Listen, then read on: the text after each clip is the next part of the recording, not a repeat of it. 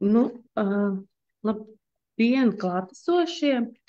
Es saprotu, šeit ir pieslēgušies gan Zoomā, gan arī Facebookā var redzēt. Tad, jā, tad ņemot vērā, ka Latvijas meža īpašnieku biedrība ir īsteno projektu, kas saistās ar izglītojušu saturu nodrošināšanu meža īpašniekiem, un tiek piedāvātas dažādas tēmas, kuras ir aktuālas meža īpašniekiem. Un tad šodien ir tā noslēdzošā tēma.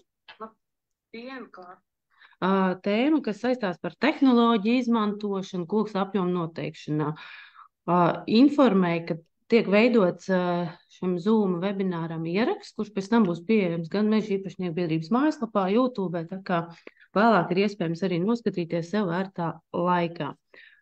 Ja ir jautājumi, droši aicinājums Tērzētavā pēc šīs dienas webināra vadītāja stāstījuma beigās noteikti atvēlēsim laiku, lai varētu sniegt atbildes. Tā kā esam droši iesūtam un beigās tam līdzīgi. Nu tad šīs dienas vārdu došu Jānim Magazniekam, kurš pastāstīs vairāk par to, kādas tehnoloģijas, digitalizācija, par daudz ko jau mūsdienās ir dzirdēts, kāda nozīme tieši ir šeit uz koksnes resursiem Latvijā. Vārds tev. Jā, paldies, Sigitam. Ļoti ceru, ka mani var dzirdēt. Jā. Jā, tad Jānis Magaznieks, SIA Latvijas kokminerālu uzmērīšanas un uzskaits vadība valdes loceklis. Un jā, tad izstāstīšu jums kaut ko pēc pieteiktā virsraksta. Esmu sagatavojis, nācās nedaudz arī pameklēt šo to, lai maksimāli plašu varbūt šīs stundas ietvarā jums to informāciju dotu. Un, protams, ja kaut kādi jautājumi paliek, tad beigās arī izrunāsim. Jā. Par saturu, tā kā mēs izmantojam vārdu koksne, tad izstāstīšu jums gan par apaļajiem koku materiāliem, gan par smalcinātu koksni. Šīs te abas divas sadaļas, un es mēģināšu to salikt kopā tādās grupās, kā viena daļa izstāstīšu, kā ir šobrīd un kāds ir vispār uzmērīšanas pamats, neieslīgstot detaļās, un tad izstāstīšu, kādas ir attīstības tendences, un katrā no šiem te uzmērīšanas un koku materiālu veidiem, tad kur mēs virzamies. Tā pavisam vienkārši varbūt sākumā šie te vispārīgi attīstības virzieni. Mums ir tādas divas daļas - automatizācija un digitalizācija. Un pēc būtības šī automatizācija aizsākusies jau ļoti sen, ka mēs cilvēka darbības mēģinām aizstāt dažādiem rīkiem un programmatūru, lai šo te uzmērīšanas darbu veiktu ātrāk. Un digitalizācija atkal tas ir nedaudz tāds varbūt jaunāks formāts, kad mēs dažādu veidu objektus mēģinām pārveidot digitālā formā, lai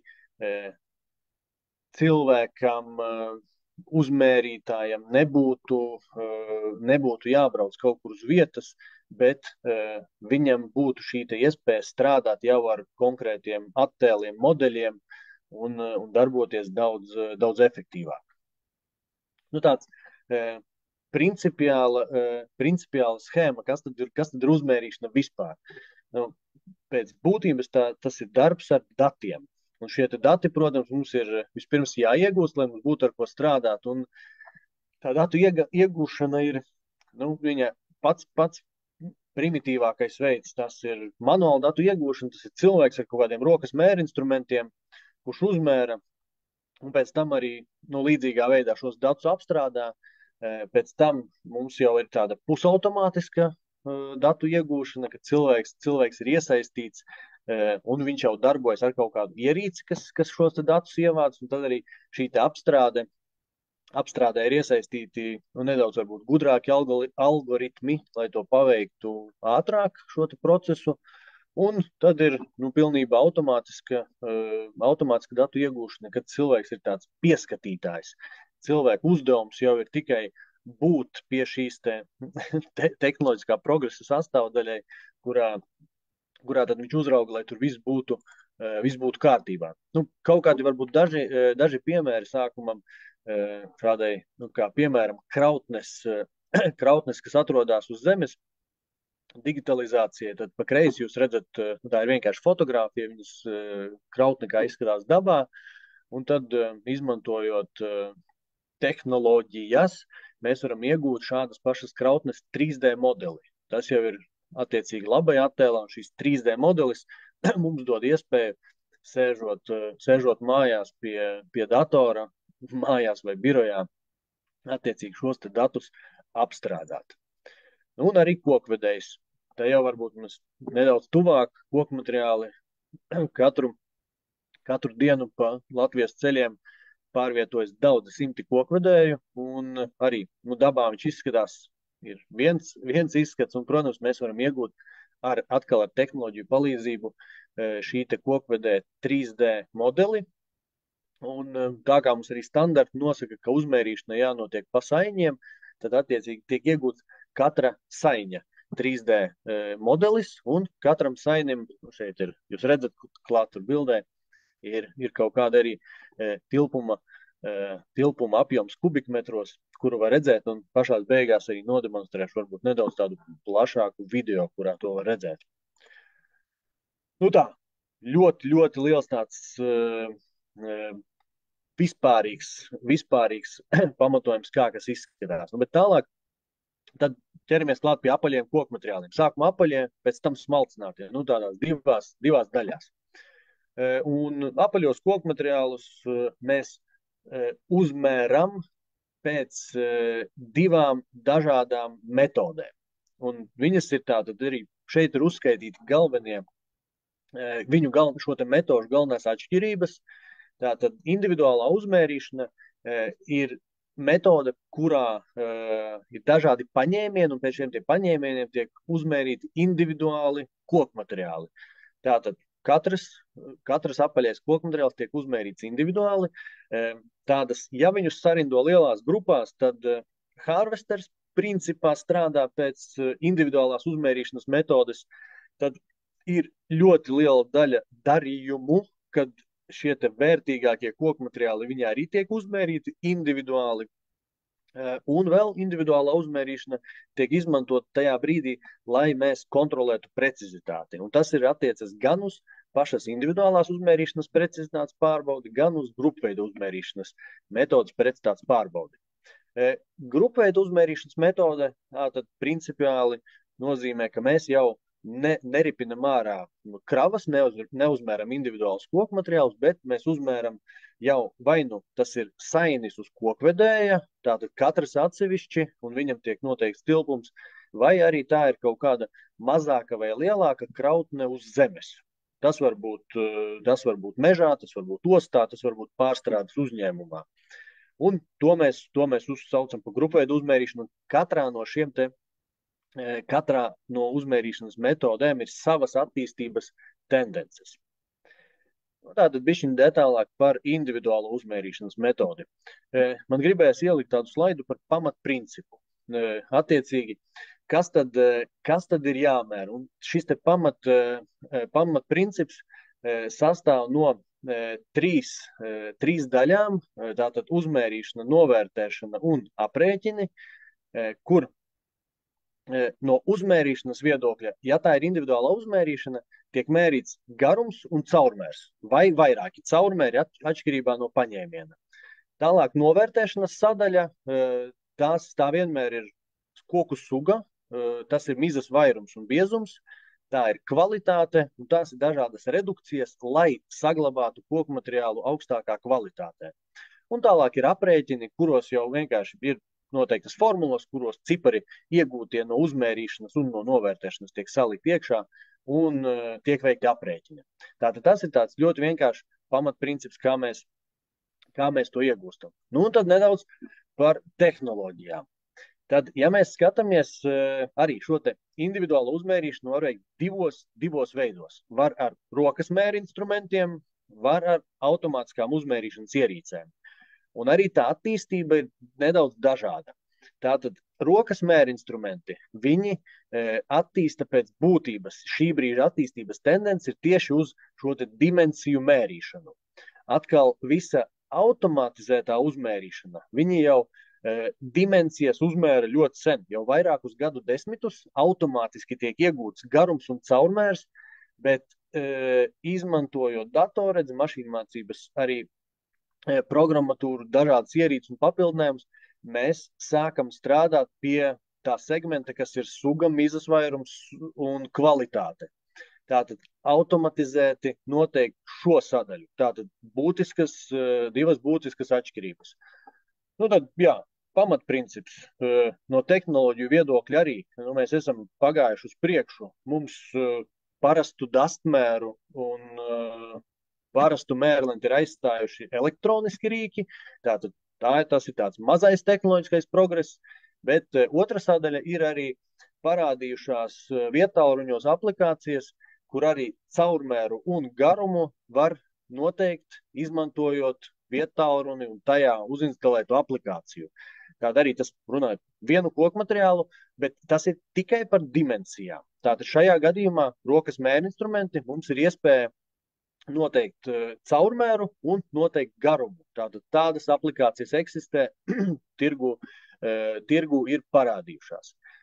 Ja mēs runājam par automātiskām uzmērīšanas ierīcēm, tātad tās parasti tur ir ierīce šī brīža statusā. Tātad ierīce ir tā, kas mēra automātiski caurmēru un garumu. Cilvēks ir tas, kas palīdz viņai pateikt, kas tā ir pa koku sugu, kas tur notiek ar mizu, cik viņa daudz ir nobrāsta vai nav nobrāsta, un strādā ar kvalitāti.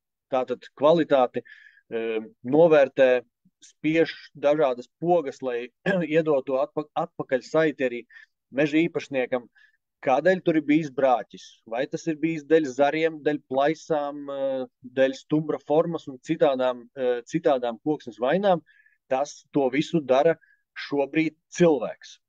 Tātad tā strādā Latvijas mērogā, šīs pogas, tas ir cilvēku rīcībā. Un mērnieks ir tas, kurš to visu vērtē. Atkal šī te nākotnes sadaļa ir tieši datorredze, jo mēs vērtējam ārējo izskatu, un šeit ir vairāki ražotāji pasaulē, kas mēģina attīstīt atsevišķus segmentus. Kāds mēģina attīstīt, ka mēs jau, protams, atpazīt automātiski kādu koku sugu, ka cilvēkam tas vairs nav jādara. Arī kāpēc jāatpazīst koku suga? Tāds vienkāršs piemērs ir tas, ka priedes un egles zāģbaļķis kravās klasiski tiek vests kopā. Tāpēc šeit ir svarīgi apsēdināt kādu, kurš var atšķirt, kura ir priede, kura ir egle. Un tālāk mums arī ir citi sortimentu veidi, kuri piejaukumi, mērot individuāli. Bet šeit ir tātad būtisks tāds tehnoloģisks lēciens. Arī es pats esmu iesaistīts arī pie šāda projekta, kur mēs darbojamies un mēģinam tieši šo sadaļu, izmantojot mašīnmācīšanās algoritmus, atpazīt gan sugu, gan arī kvalitāti. Tādas divas. Protams, arī neaizmirstot par mizu, un kopumā tas viss arī iedot iespējas šim ceturtai sadaļai arī veikt redukcijas, tādējādi palielinot, nedaudz samazinot tilpumu, bet palielinot potenciālos ieņēmumus piegādātājiem vai meža īpašniekam. Tāds divas daļas. Tātad atceramies, individuālā uzmērīšana, rokas mēra instrumenti vairāk strādā uz dimensijām, automātiskās uzmērīšanas ierīces dimensiju jautājumu ir atrisinājušas, tas strādā, dažādu dimensiju lāzeru skeneri ir, kas to nosaka. Tagad viss tehnoloģiskais darbs ir pie šīs datorredzes, lai redzētu ārējo struktūru. Papildu šeit var pieminēt arī pasaulē eksistē arī tomogrāfi. Tomogrāfs var pateikt arī visu to, kas sortimentam ir iekšā. Tātad pilnībā var iedot atskaiti par iekšējo struktūru. Visi zari, plaisas, trupe, sveķu ailes, sveķu ligzdas, daudz dažādu nianšu, un pat gadskārtu platumus šis tomogrāfs var samērīt un parādīt un iedot. Bet tās ir tādas arī divas tendences. Ir iekšējā struktūra, bet šī te iekšējā sortimentu iekšējā struktūra vairāk ir, manuprāt, viņa vairāk strādā tieši uz jau tālāk zāģēšanas procesu. Tālāk, ja tiek pārstrādāts apaļais kokmateriāls, tad ir ļoti svarīgi zināt, kas ir iekšā. Mums no tādas principiālas kokmateriāla īpašnieku maiņas, kad viņš ir no meža īpašnieka vai pārdevēja nonāk pie pircēja pārstrādātāja, tad šajā situācijā mēs novērtējam no ārpuses redzamos faktorus, redzamās koksnes vainas, atpazīstam viņu un tam līdzīgi. Un tas tā īsumā par individuālu uzmērīšanu. Tālāk par grupveida uzmērīšanas metodi. Šajā gadījumā atkal, ja mēs skatāmies no pamatprincipa viedokļa, tad uzmērīšana un novērtēšana aprēķini mums ir tas pats, tikai no uzmērīšanas viedokļa mums jau ir krautne, tātad nav kokmateriāls, mums ir krautnes garums, mums ir jānosaka sortimentu garums un jānosaka augstums. Tātad mēs iegūstam ģeometrisko tilpumu. Tālāk, lai novērtētu, tā kā jāizrēķina ārā šīs te gaisa spraugas, tam ir tilpīguma koeficients ar savu metodiku. Un, protams, atsevišķiem sortimentu veidiem ir jāvērtē arī kvalitāte, un šajā gadījumā tas atspoguļojās brāķa procentā. Ja, tātad neatbilstošie kokmateriāli, kuriem neatbilst kvalitāte uzdotajam konkrētam sortimentu veidam, tad viņam tiek piešķirts attiecīgi katrai krautnei, automašīnai un tam līdzīgi tiek dots noteikts brāķa procents. Aprēķins jau ir vienkārši šīs ģeometrijas, 3 skaitļu reizinājums sareizināts ar tilpīguma koeficientu. Tātad ļoti vienkārši, tātad tas ir 4 skaitļu reizinājums, iegūstam tilpumu. Šeit ir 2 sadaļas. Tātad no grupveida uzmērīšanas, tur uzmērīšana strādā uz transporta līdzekļa un strādā uz zemes. Tātad ir 2 segmenti. Un šeit no attīstības viedokļa, tātad ir attīstība notiek abos 2. Tātad šeit par kvalitāti es vēl grupveida uzmērīšanā neesmu dzirdējis, bet tātad no uzmērīšanas viedokļa ļoti daudzas aplikācijas, stacionāras ierīces automatizē tieši šo te ģeometrisko tilpumu, tātad garums, sortimentu garums, augstums, šie te 3 rādītāji, un mēģina automatizēt tilpīguma koeficientu, lai nonāktu pie tādas, automātiskas, ātra, precīza rezultāta tieši ģeometriskā tilpumā, lai cilvēkam, mērniekam, iesaistītajam būtu iespēja atliktu tikai noteikti kvalitāti. Tātad tas ir attīstība, kas strādā šajos segmentos. Varbūt pavisam vienkārši izējot cauri, tad pirmā sadaļa, ja mēs skatāmies uz krautnes, jeb saiņu uz transporta līdzekļa, tad pats pirmais tā ir, un šobrīd tas arī notiek lielākais vairums, kokmateriāli tiek uzmērīts tieši šādi, kad atbrauc kokvedējs, ir mērnieks ar mērlatu, viņš samēra šo te ģeometrisko tilpumu, 3 rādītājus un reizina ar tilpīguma koeficientu un nosaka arī kvalitāti, jeb brāķa procentu. Tātad tas ir tipiskākais, un šeit ir vairāk par pusi šobrīd Latvijā strādā tieši šādi. Tā otra daļa, kas attīstās strauji, šeit ir ievērojams apjoms, kāds arī tiek noteikts uz transporta līdzekļiem, tiek noteikts tieši ar vietāluņa aplikācijām. To aplikāciju būtība arī salīdzinoši tāda pati. Ja jūs to pamatprincipu atceraties, tad pamatprincips jānosaka ģeometrijā. Tātad mēs zinām, šeit, kā redzat, attēlā ir uzvilkts tāds taisns stūris, kurš parāda augstumu, parāda sortimentu garumu. Mums atliek tikai šīs te krautnes, jeb saiņa garums, kas ir būtībā vienāds ar statņu platumu. Tātad mums 3 cipari ir. Atliek vēl apskatīt kokmateriālu no gala plaknes, lai iegūtu tilpīguma koeficientu. Arī to var iegūt vai nu cilvēks, to var iegūt arī aplikācijas, un rezultāts mums ir rokā. Bet šis ir tā ir fotografēšana uz neizkrauta kokvedēja. Viņš ir kaut kur atbraucis, mēs gribam noteikt, kāds ir apjoms, šādi var darīt. Nu, tad ir stacionārās ierīces. Arī pasaulē ir daudz ražotāju, kas šādas ierīces rada. Kokvedējs izbrauc cauri. Mums ir arī Latvijā darbojoši risinājumi. Un kokvedējs izbrauc cauri. Tie ir dažāda veida lāzerskeneri kombinācijā ar kamerām, ar kuru palīdzību tad tiek iegūts arī 3D modelis, ar kuru atkal tiek noteikts katra saiņa ģeometrija. Un, ja ir fotogrāfijas klāt, tad ir iespēja noteikt arī kvalitāti. Nu, tātad šādi strādā attīstība, ja mēs skatāmies uz kokvedēju uzmērīšanu. Tātad koku materiāli ir uzkrauti uz kokvedēja. Atkal otra puse, ja tās krautnes ir uz zemes, lielākas vai mazākas, nu tāds vienkāršākā sadaļa, tie mums atkal ir rokas mērinstrumenti, kurus mēs varam aizstāt ar lāzera tālmēru un tam līdzīgām lietām. Tātad, bišķiņ to manuālo mērīšanu tā kā nedaudz noautomatizēt, bet tas ir tāds vienkāršs princips. Tālāk atkal mums ir viedtālruņu aplikācijas, kuras palīdz dažāda apjoma lielākas vai mazākas krautnes, kas ir uz zemes, ar viņām var uzmērīt un pietiekoši precīzi šo tilpumu noteikt. Mobilās ierīces šeit vēl ir klāt, tātad dažādi gan planšetes ir iespējas aprīkot ar papildus kamerām, ir dažādi lielāki vai mazāki stiprinājumi uz automašīnu logiem, un tad var braukt gar lielām grēdām un viņu tilpumus noteikt. Atkal šāds segments ir, risinājumi arī ir.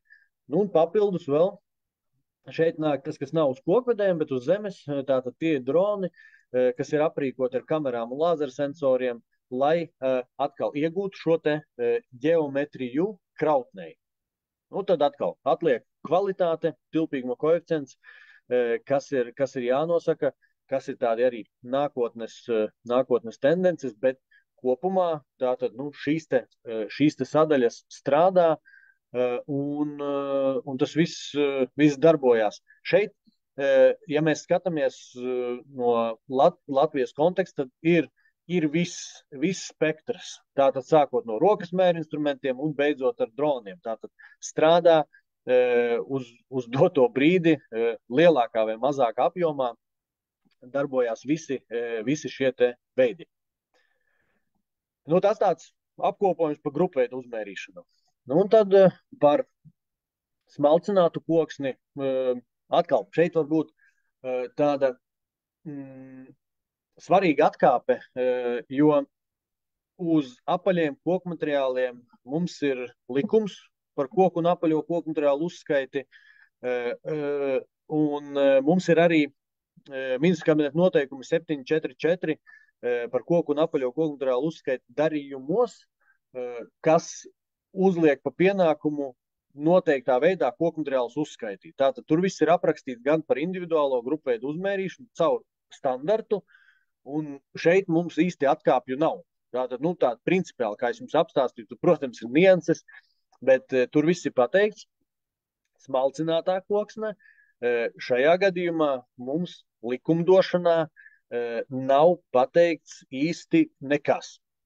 Tāpēc šeit var būt dažādas atkāpes, šeit ļoti labi strādā vienošanās starp dažādām darījuma pusēm, bet es tādu ieskicēšu vienu no veidiem, kā smalcinātas koksnes tilpumu ir iespējams noteikt. Un atkal šī te smalcinātas koksnes noteikšana varbūt atkal tas ir konteiners, kas atbrauc ar autotransportu, vai šī smalcinātā koksne var būt uz zemes. Un šajā gadījumā tātad atkal uzmērīšana, novērtēšana, aprēķini, trīs sadaļas. Es šeit pieliku tādus mazus apzīmējumus K un Z pie uzmērīšanas, kurā brīdī tas ir konteiners vai tā ir zeme. Un šajā gadījumā tātad konteinera ģeometrija un augstuma atmērījums, tie ir fiziski mērījumi, kas ir jāveic, ja tas ir atbraucis, ja šī te smalcinātā koksne ir atvesta ar autotransportu, un ģeometrija ir vajadzīga tajā brīdī, kad šī smalcinātā koksne ir kaut kur nobērta uz zemes. Novērtēšana arī šeit atšķirās, ir 2 koeficienti parādās, pietiekoši daudz diskusijas raisoši. Viens ir sablīvēšanās koeficients, tātad smalcinātas koksne gan transportējot, gan arī viņai vienkārši stāvot nobērtai kaudzē, viņa tā kā samazina nedaudz savu fizisko tilpumu. Tātad viņa nedaudz tā kā blīvējās uz leju. Tas dažādos zinātniskos rakstos arī parādās, tas ir atkarīgs no ceļa seguma, kur viņi ir transportēta, kādā attālumā un tam līdzīgi. Tāpēc, jā, ir tāds sablīvēšanās koeficients, kas ir jāņem vērā, nosakot vispirms šo te ģeometrisko tilpumu, un tad viņš nedaudz ir koriģējams, un tad mums ir pārrēķina koeficients no berkubikmetriem uz cieškubikmetriem, un šeit vēl eksistē daudz dažādas mērvienības, jo smalcinātas koksnes gadījumā tiek strādāts arī ar masu, tad mums ir pārrēķini no masas uz tilpumu, pārrēķini no masas uz siltumu spēju, un šeit ir daudz dažādu pārrēķinu, un es ļoti ceru, ka tuvāko pāris gadu laikā tad arī smalcinātā koksnē tur būs nedaudz tāda lielāka skaidrība, kā kas notiek. Un aprēķins arī, viņš ir ļoti vienkāršs. Tātad šeit ir šīs te uzmērītā ģeometrija, viņai tiek pierēķināts klāt sablīvēšanās koeficients, un tas ir šo te skaitļu reizinājums. Kvalitāte šeit ir pieminēta arī. Smalcinātai koksnei kvalitāte tiek noteikta 2 daļās. Tātad viena no sadaļām ir kvalitāte, kā termins, ir šī te materiāli, ja viņš maina savu īpašnieku starp pircēju un pārdevēju, tad ir jāsaprot, ja tā ir atvesta, piemēram, tehnoloģiskā šķelda, tad ir jābūt kvalitātes kritērijiem, pēc kuriem viņa atbilst šim nosaukumam. Tātad tā ir viena sadaļa, kad ir kvalitāte tiek vērtēta. Tātad viņš ir šis te viens nosaukums, kādam šim materiālam ir jāizskatās, kāda ir viņai vizuālā kvalitāte, lai mēs viņu varētu akceptēt zem šī nosaukuma. Tas ir viens, un otra daļa kvalitāte ir dažādi faktori, kas tiek ņemti vērā, lai noteiktu šī te materiāla vērtību. Tas ir mitruma daudzums, tas ir pelnu saturs, frakciju lielums, un vēl tur ir liste ar vairākiem nosacījumiem, kam eksistē atsevišķi standarti, un kas caur paraugu paņemšanu un laboratoriskiem mērījumiem tiek novērtēts. Tā ir sadaļa otra, un šis viss kopā veido šo te smalcinātas koksnes uzmērīšanu. No attīstības viedokļa, tātad šeit attīstība strādā tikai uz uzmērīšanu. Tātad šeit es neesmu pamanījis, ka kāds ietu kādā citā virzienā. Ir, protams, matemātiski dažādi pētījumi, kādam būtu jābūt sablīvēšanās koeficientam, kā viņus pareizi pārrēķināt, masas, tilpumi un tam līdzīgi. Bet tas ir vairāk tāds zinātnieku darbs, lai iedotu pareizos koeficientus. Tas paliek malā, bet tā pati tehnoloģiskā attīstība notiek tieši uz šo te uzmērīšanas segmentu. Attiecīgi, kā mums tikt pie vislabākās ģeometrijas šajā gadījumā. Ģeometrija tālāk visu dara vienkārši pārrēķina koeficienti. Un atkal, tātad, ja tas ir uz transporta līdzekļa, tad tie varbūt tās ir 3 sadaļas, tie rokas mērinstrumenti kombinācija ar fotogrāfijām un stacionāras ierīces, tas ir viens, un ja tās ir šīs te kaudzes, krautnes uz zemes, tad atkal tie rokas mērinstrumenti, vai otra opcija, tātad tās ir stacionāras kameras, kas ir izvietotas kaut kādā koklaukumā un visu laiku filmē un ģenerē šos 3D modeļus, vai tas ir drons, kurš veic lidojumus noteikti apvidū, lai jau pateiktu, kāds ir konkrētās krautnes tilpums. Nu, tātad šis te pamatprincips, ja tiek izmantot rokas mērinstrumenti, tad šeit ir neliela atšķirība no individuālās un grupēdu uzmērīšanas, jo šeit ir jāzina, kāds ir tilpums tukšam konteineram. Tātad tas ir vispirms jāuzmēra. Ir metodika uzrakstīta, kā tas būtu darāms, kaut kādus te attēliņus esmu pielicis klāt.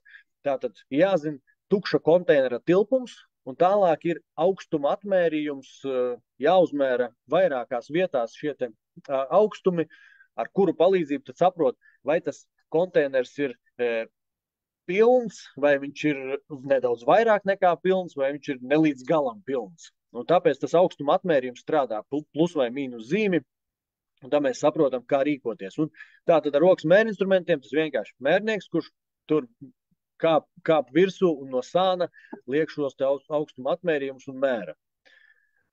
Otra sadaļa ir šī te kombinācija.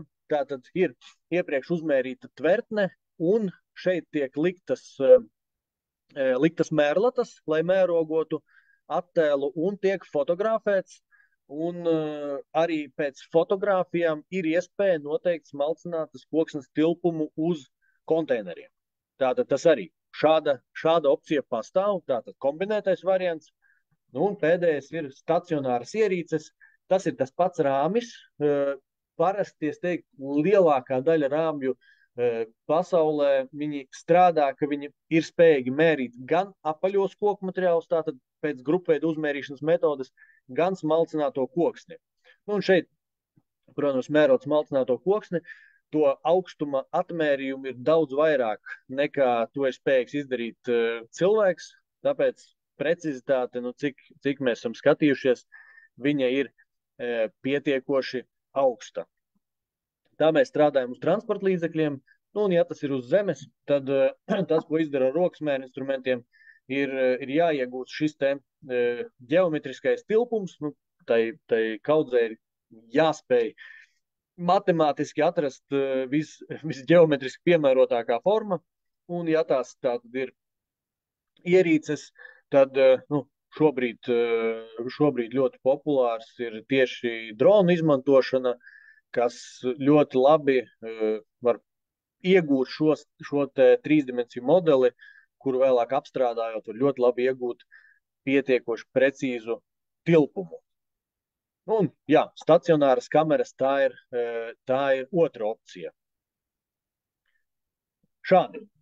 Jā, un tad, apskatot visus šos te trīs veidus, tad individuālā uzmērīšana, grupveida uzmērīšana un smalcināta koksne, tad tie galvenie varbūt secinājumi.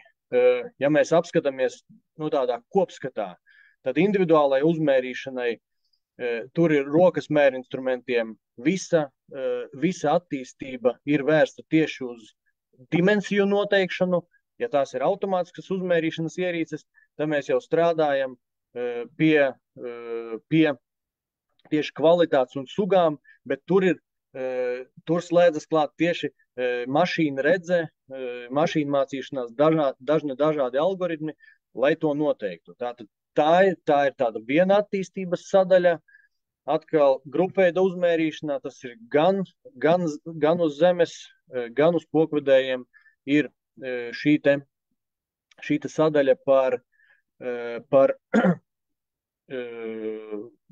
tieši par skeneriem un dažādiem arī ģeometriska tilpuma iegūšanas iespējām un tilpīguma koeficienta automatizācijas. Jo ja mēs skatāmies uz ģeometriju, to varbūt iegūt ir pietiekoši vienkārši, bet grupveida uzmērīšanā vēl ļoti svarīgs ir tieši šis te tilpīguma koeficients.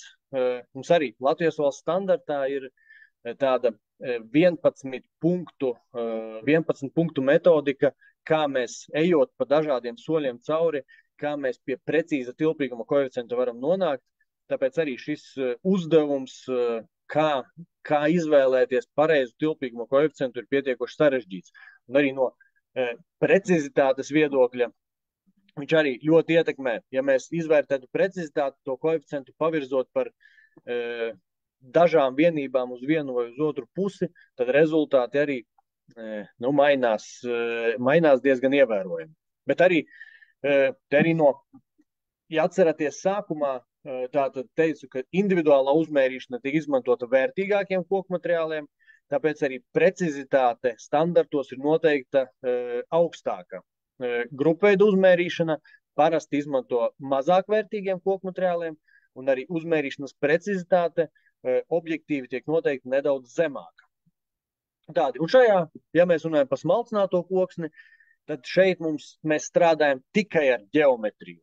Tātad mums ir jānosaka ģeometriskais tilpums, un tālāk viss teiksim tā, pareizu koeficientu izvēle, tas ir, mēs pat vispār esam vēl, tādā, es gribētu teikt, attīstības sākumā, lai mēs to varētu pareizi izdarīt.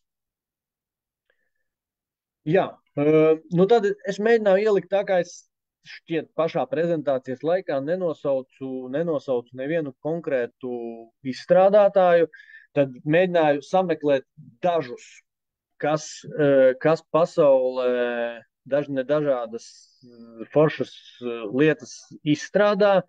Viņas ir saliktas uz šīta slaida. Tātad te jūs varēsiet to droši izmantot šos te nosaukumus Google meklētājā liekot, visu var atrast. Bet, ja mēs skatāmies, es esmu sagatavojis arī tādu nelielu video, ko parādīt. Un šeit vispirms tāda varbūt precizēšana, šeit ir tāda pasaules attīstība, kā pasaule attīstās, bet šeit galīgi mēs neesam kaut kur pēdējā vietā, tāpēc tāda maza demonstrējuma parādīšu, ko mēs esam izdarījuši, kas ir iespējams Latvijā, un kas tieši ir Latvijā radīts aprīkojums, un kas ir tas, ko arī mēs varam piedāvāt no savas puses.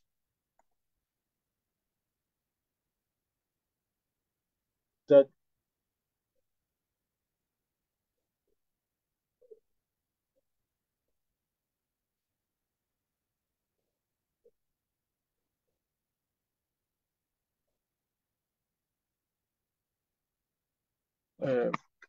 jā, un šajā gadījumā, protams, mēs arī esam no savas puses centušies strādāt un atrast tieši tādus risinājumus, kas būtu visvairāk noderīgs tādam lielākajam apjomam apaļo koku materiālu, neaizmirstot arī vienkāršos meža īpašniekus, ja tas ir nepieciešams. Un pēc būtības no uzmērīšanas viedokļa mums šobrīd ir tādi divi rīki radīti. Vienu no viņiem sauc mobilais fotovebs. Tātad mobilais fotovebs rīks, kuram man kolēģim ir rokā mērkoks. Tas mērkoks piestiprinās pie kokvedēja. Tātad šajā gadījumā mēs runājam par koku materiāliem, kas ir uz kokvedēja.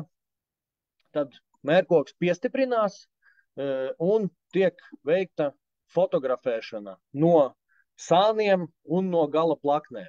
Tātad būtībā tas kokvedējs tiek fotografēts no visām pusēm.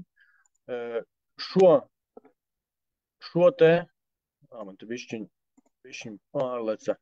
Jā, tātad šo te fotografēšanas mērķi ir vairāk. Tātad vispirms tiek noteikta ģeometrija, tas ir izmantojot pēc tam iegūto, šis te mērogošana domāt, lai attēlā pēc tam saprastu, cik tā krava ir liela, un iegūstot, nonākot šiem te koku materiāliem sistēmā, tad ir iespējams uzmērīt gan šeit kā parādīts video šo te koku materiālu garumu, gan uzmērīt augstumu. Tas ir viena sadaļa, un otra sadaļa pēc attēliem, kas ir gan sānu plaknēs, gan gala plaknēs, ir iespējams novērtēt tilpīguma koeficientu un ir iespējams novērtēt arī kvalitāti. Tātad visi ar šādas mobilās aplikācijas palīdzību mēs varam iegūt šo te tilpumu un kvalitāti. Tātad gan, un šo te fotografēšanu var veikt kokvedēja šoferis, uzņēmuma pārstāvis, tātad kurš vienkārši ir ielādējis viedtālrunī šo te aplikāciju. Nu tātad šāda iespēja nonākt pie datiem, protams, saglabājās visa informācija, attēli tiek glabāti un viss ir dažādiem gadījumiem.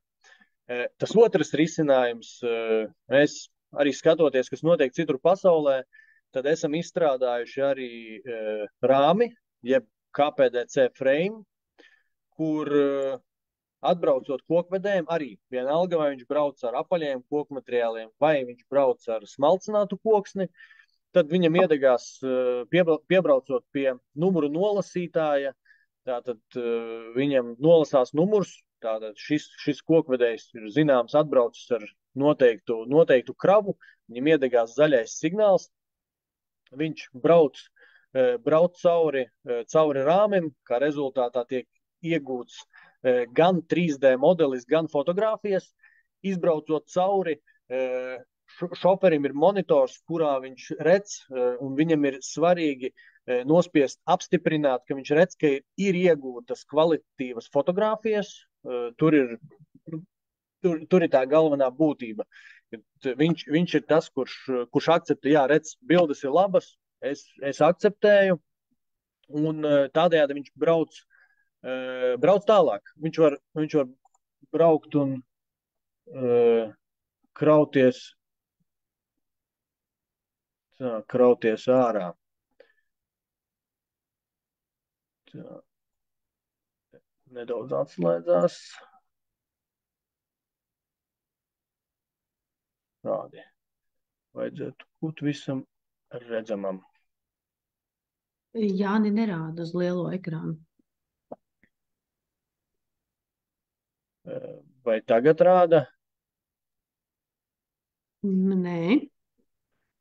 Rāda, tā, tūlīt. Tāds šādi. Jā.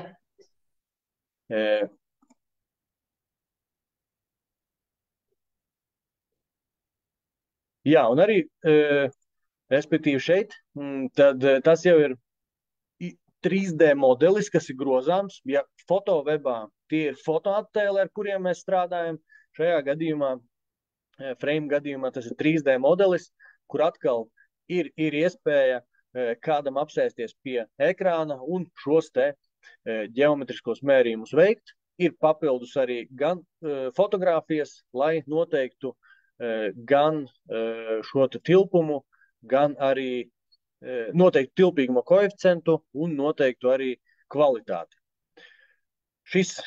Protams, šīs tehnoloģijas paver iespēju arī attīstībai. Tātad šeit mēs nesēžam uz vietas, attīstās jau gan fotovebā, jau ir iestrādāts tāda pirmā versija, pirmā automatizētā versija, ka šī ģeometrija tiek noteikta automātiski, bez mērnieka iesaistes, un KPDC frame gadījumā tad šāda funkcionalitāte tuvākajā laikā tiks radīta, lai vēl šo te procesu pātrinātu un nodrošinātu šo te rezultātu augstāku kvalitāti. Galvenās atšķirības starp šiem diviem produktiem, tad tas pēc no tādas mērķa auditorijas viedokļa, tas ir galvenais, es teiktu, tas ir kokmateriāla apjoms. Ja tas ir liels ikdienas piegāžu daudzums, tad, protams, ir izdevīgāk vienā vietā uzlikt rāmi, kur nav neviens fotografētājs nepieciešams, vienkārši kokvedēji tur brauc cauri un viss notiek automātiski, bet mazāk apjoma piegādēm, kad tas ir kaut kāds objektīvs, saprotams apjoms dienā, kur var uzticēt kādam mobilo telefonu ar aplikāciju, un viņš atbraucot kokvedējiem, viņu var pie laba apgaismojuma arī safotografēt.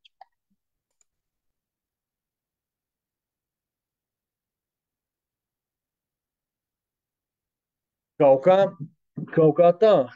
Nu, es kaut kādās 46 minūtēs, Sigita, būšu iekļāvies. Jā, paldies. Tā kā čatā droši var ātri uzdot vēl jautājumus, bet tev jau ir viens jautājums, kur tu varbūt vari iepazīties un pastāstīt, kā tad tam meža īpašniekam.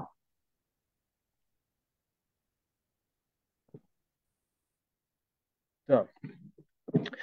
Kur meža īpašniekam griezties, ja vēlas noskaidrot informāciju par koku apjomu, kas tiek aizvests no meža uz uzņēmumiem? Vai ir šāda iespēja Latvijā? Jā, nu šeit es teiktu, tas pirmkārt jautājums, nu, kam šie te koku materiāli ir pārdoti. Un tas ir līguma jautājums starp meža īpašnieku un to, ja viņi tiek realizēti un, piemēram, šis te darījums notiek pie ceļa, vienkārši, nu kā liels vairums meža īpašnieku, nu pārdot vai nu tie ir augoši koki uz celma, vai nu viņi ir pievest pie ceļa un tad notiek tirzniecība. Nu, šajos gadījumos tas ir vienkārši tas jautājums tam, kam viņi tika pārdoti. Visādi citādi iespēja ir arī VMF Latvijas sadarbībā ar datu centru. Mums ir, tā skaitā šeit var pieminēt, ir radīta informācijas sistēma, kurā katra nospiestā poga, tātad, ja meža īpašnieks ir piegādājis koku materiālus uz kādu, nu, piemēram, uzņēmumu, kur ir automatizētā uzmērīšanas ierīce, tādu mums ir ap 30 Latvijā šādu vietu, tad mērnieks uzmērot koku materiālus, katram koku materiālam piešķir šīs te kvalitātes atbilstību. Un, ja ir kvalitātes neatbilstība, tad tiek norādīts, kāpēc šī neatbilstība. Vai tas ir dēļ zariem, vai tas ir dēļ vēl kaut kā. Un visa šī informācija reģistrējās datu centra, koksnes plūsmas datu centra informācijas sistēmā DACE. Un, ja šis te pats piegādātājs, kurš ir šos te koku materiālus atvedis, viņš ar šiem te rezultātiem var iepazīties dažu minūšu laikā pēc koku materiālu atvešanas. Vai tas ir maksas pakalpojums? Tātad, jā, es šeit varu ieiet, es ieteiktu ieiet datu centra kpdc.lv mājaslapā. Tur ir cenu lapa, tur ir visi šie tarifi parādīti, bet, ja nemaldos, tad tādam parastam meža īpašniekam, ja viņš ar šo informāciju grib iepazīties, tad tas ikmēneša rēķins nav īpaši lielāks par viena telefona rēķinu.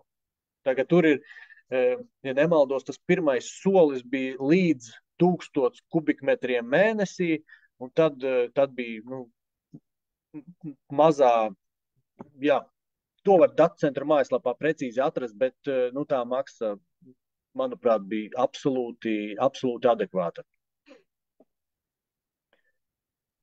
Labi, manuprāt, ja vēl kādam nav, manuprāt, fantastiska šīs dienas prezentācija, Jāni, ļoti skaidrs izstāstīja tam līdzīgi. Tā kā, ja nav, tad es teikšu paldies, un kā jau pašā prezentācijas sākumā teicu, webināra ieraksts būs pieejams YouTube, Meža īpašnieku biedrības mājaslapā. Tā kā paldies, Jāni.